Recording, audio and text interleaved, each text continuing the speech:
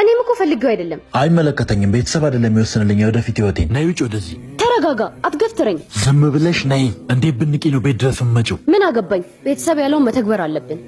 ቤተሰብ አለ እንጂ አልተስማማውም። ወደድክም ጠላህም እንጋባለን። ይሄ ታውቅሽና ነው ማገባሽ። ቤተሰብ ተጋቡ ስላለ ዝም ብሎ መጋባት አለ እንዴ? ምን መሰረተው እኮ ህይወት ነው፣ የቃቃ ትዳር አይደለም። እኔም እኮ ፈልጌው አይደለም፣ ግን ቤተሰቦቼን አላስቀይምም ብዬ ነው ሴት ሆኜ ላግባ የምልህ። አይመለከተኝም። ቤተሰብ አይደለም የሚወስንልኝ ወደፊት ህይወቴን። አይ እንግዲህ እሱን ከቤተሰብ ጋር ጨርስ። የኔ ቤተሰቦች አንዴ ወስነዋል። እንዳታስቢው፣ እኔ ይህን የጥንት ባህል አልከተለውም። ራሴ የምትሆነኝን ሴት መርጬ ነው ማገባው።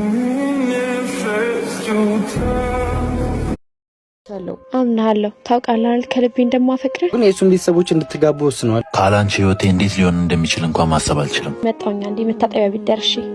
እሺ እህቴ። ሄሎ የኔ ፍቅር፣ ምነው ቆየሽብኝ? ሮሚዬ እየጠበኩሽ እኮ ነው። ቆንጆ ጊዜ እናሳልፋለን ተባብለን የለ እንዴ? የኔ ፍቅር አምላኬ ሆይ ለምንድን ነው እየተፈተንኩ ያለሁት? ህይወቴን የምለውጥበትን ይህንን የሚያክል ፕሮጀክት አሳክተልኝ በማፈቅራት ሴት ግን እንድሰበር ለምን ፈቀድክ? ለምን አምላኬ? እና እንዴት ነህልኝ የኔ ፍቅር? እኔ ደህና ነኝ። ባለፈው እኮ ስደውል አታነሺም፣ አስጨነቅሽኝ እኮ። እሺ እስከዛሬ ድረስ ለምንድን ነው እንደምታፈቅር የምታስመስለው? ከሌላ ወንድ ጋር የፍቅር ግንኙነት እንዳላት እንዳወቅኩ አልነግራትም። በዝምታ መጨረሻውን ማየት ፈልጋለሁ። ቤተሰብ አግባት ያለኝን ሴት ግን ማግባት አልፈልግም። አምላኬ አደራ። እሺ ምንድን ነው የማደርገው አምላኬ? መች ነው የደወልከው? ከትናንት ወዲያ ነዋ።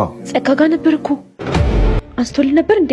እንዴ እና ቀድመሽ ለምን ሳትነግሪኝ? እኔ እንዴት አውቃለሁ? ወይኔ አጋጣሚ ስለተገናኘን ነዋ። አምላኬ ቤተሰቤን ነው የምመርጠው፣ አላማዬን ነው የምመርጠው። ተጨነኩኝ እኮ። ወይ ጌታው ያንተ ተአምር አያልቅም። ልክ እንደኔው በቤተሰብ ጫና ችግር ውስጥ ያለ ሰው አለ ማለት ነው።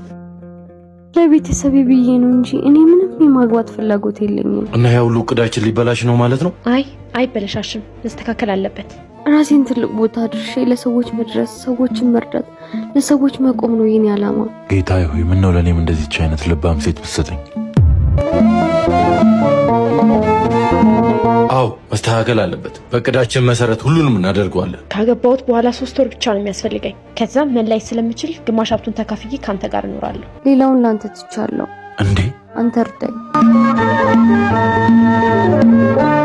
ዋና ዓላማችን እሱ ነው። እኔም በምችለው ሁሉ አግዝሻለሁ፣ አፈቅርሻለሁ የኔ ቆንጆ። ዋው